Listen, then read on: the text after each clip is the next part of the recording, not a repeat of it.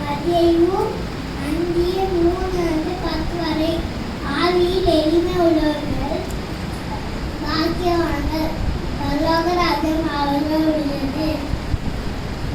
துயரப்படுகிறவர்கள் பாக்கியவான்கள், அவர்கள் ஆறுதல் அடைவார்கள்.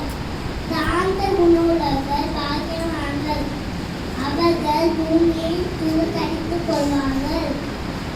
நீரின் மேல் பசிதாகம் உள்ளவர்கள் பாக்கியவான்கள், அவர்கள் திருப்தி அடைவார்கள்.